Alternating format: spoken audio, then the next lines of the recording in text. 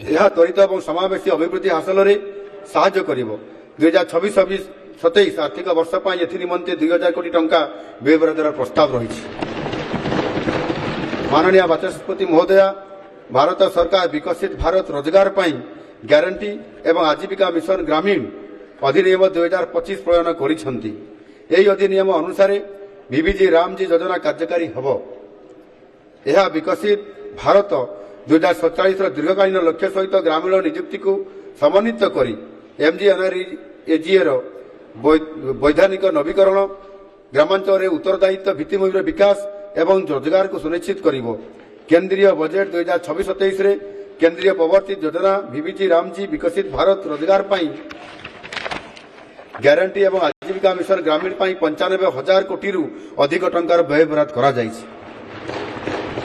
तेणु मु ग्रामीण परिवार आय को सुदृढ़ करने लगी 125 दिन रोजगार ग्यारंटी प्रदान करने लगी विकसित भारत रोजगार पाई ग्यारंटी एवं आजीविका मिशन ग्रामीण बीबीजी रामजी योजना अधीन 5,575 कोटी टंका व्यय बरादर प्रस्ताव दूसरी।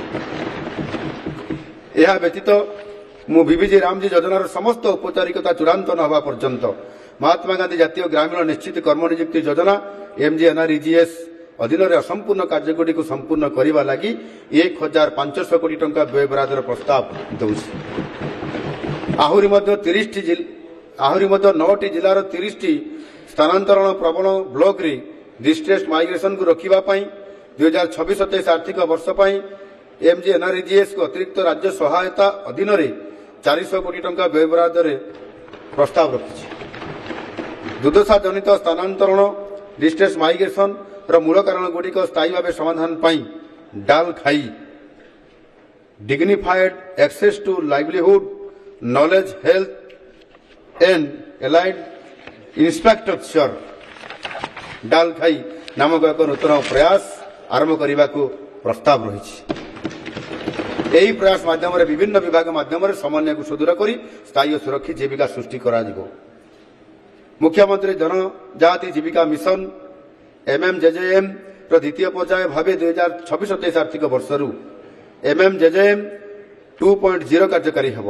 यह कृषि और अणकृषि भित्तिक जीविका उत्पादन क्लस्टर को प्रोत्साहित करी राज्यर समस्त आदिवासी उपयोजना टीएसपी ब्लॉक एवं माइक्रो प्रोजेक्ट अंचल आदिवासी एवं पीबीटीजी परिवार आय वृद्धि एवं सामग्रिक कल्याण करने को लक्ष्य रखी।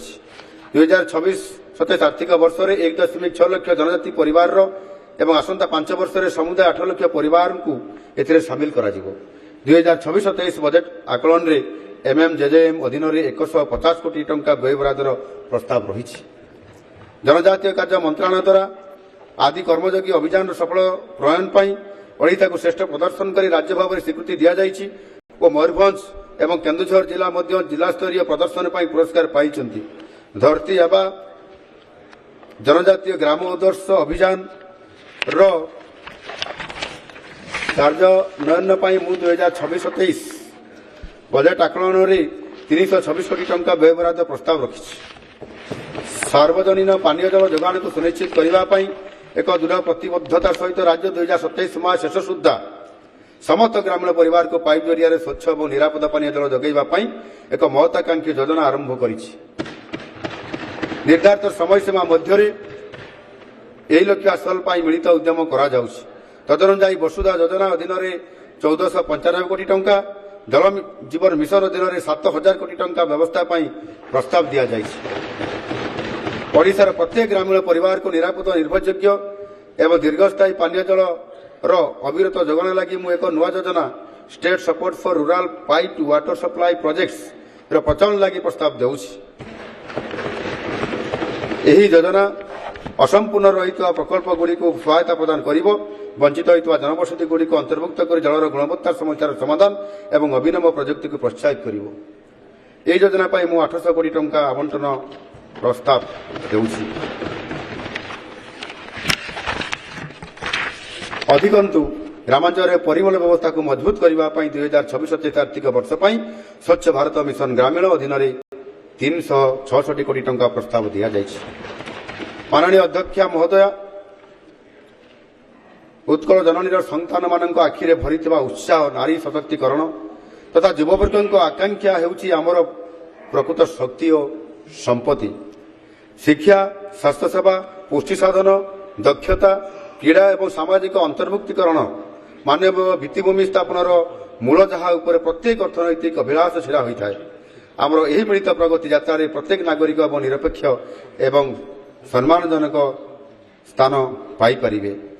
କିନ୍ତୁ ମୁଁ ଅତ୍ୟନ୍ତ ଦୁଃଖିତ ଯେ ଆଜି ମଧ୍ୟ ରାଜ୍ୟରେ 6 ଲକ୍ଷରୁ ଅଧିକ ଯୋଗ୍ୟ ସାମାଜିକ ସୁରକ୍ଷା ପେନ୍ସନରୁ ବଞ୍ଚିତ ଅଛନ୍ତି। ସମସ୍ତ ଯୋଗ୍ୟତା ପୂରଣ କରିଥିବା ସତ୍ତ୍ୱେ ଏହି ସୁବିଧା ପାଇବା ପାଇଁ ସେମାନଙ୍କୁ ଅପେକ୍ଷା କରିବାକୁ ପଡୁଛି, କେତେବେଳେ ପୂର୍ବ ହିତାଧିକାରୀଙ୍କର ମୃତ୍ୟୁ ଯୋଗୁଁ ଖାଲି ସ୍ଥାନ ସୃଷ୍ଟି ହେବା ପର୍ଯ୍ୟନ୍ତ। ଏହା ରାଜ୍ୟର ବୃଦ୍ଧ ଏବଂ ଅସହାୟ ନାଗରିକମାନଙ୍କର ପ୍ରତି ଏକ ଅନ୍ୟାୟ।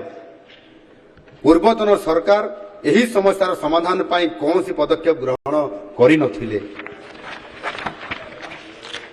ଆମ ସରକାର ଏହାକୁ ଏକ ଗୁରୁତର ଅସଙ୍ଗତି ଭାବେ ସ୍ୱୀକାର କରୁଛି ଏବଂ ଏହାର ସମାଧାନ ପାଇଁ ମଧୁବାବୁ ପେନ୍ସନ୍ ଯୋଜନା ଅଧୀନରେ ସମସ୍ତ ଯୋଗ୍ୟ ବ୍ୟକ୍ତିଙ୍କୁ ପରିପୃକ୍ତ ବା ସାଚୁରେସନ୍ ମୋଡରେ ଅନ୍ତର୍ଭୁକ୍ତ କରିବା ପାଇଁ ନୀତିଗତ ନିଷ୍ପତ୍ତିର ପ୍ରସ୍ତାବ ରଖିଛି।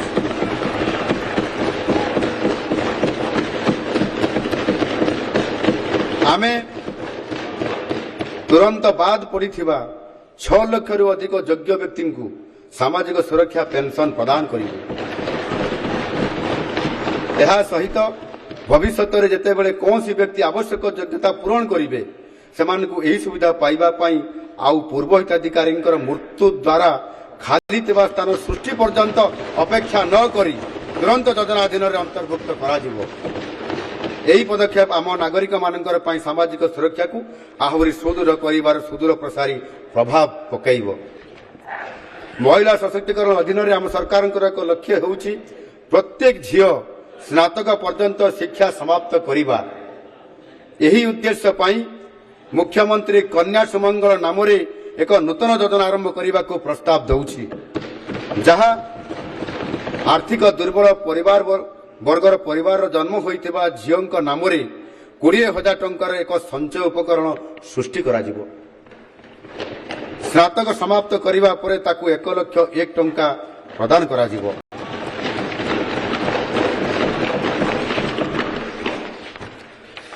ମହିଳା ସଶକ୍ତିକରଣ ଏବଂ କଲ୍ୟାଣକୁ ଅଧିକ ରୁଦ୍ଧିମନ୍ତ କରିବା ପାଇଁ ମୁଁ ଏକ ନୂତନ ଯୋଜନା ସୁଭଦ୍ରା ଶକ୍ତି ସମ୍ବାଦ ଆରମ୍ଭର ପ୍ରସ୍ତାବ ଦେଉଛି।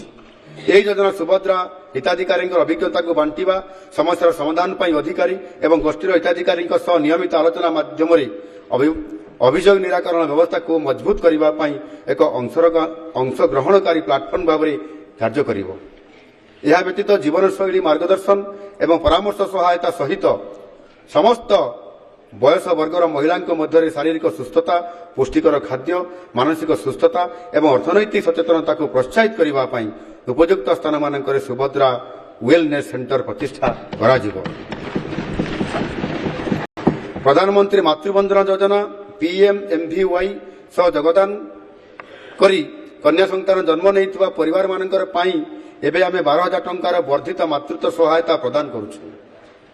ଏହି ପ୍ରତିବଦ୍ଧତାକୁ ରୂପ ଦେବା ପାଇଁ ଆଗାମୀ 2026-27 ବର୍ଷର ବଜେଟ୍ରେ ମମତା ଯୋଜନା ପାଇଁ 320 କୋଟି ଟଙ୍କା ଓ PMMVY ପାଇଁ 180 କୋଟି ଟଙ୍କାର ବ୍ୟବସ୍ଥା କରାଯାଇଛି।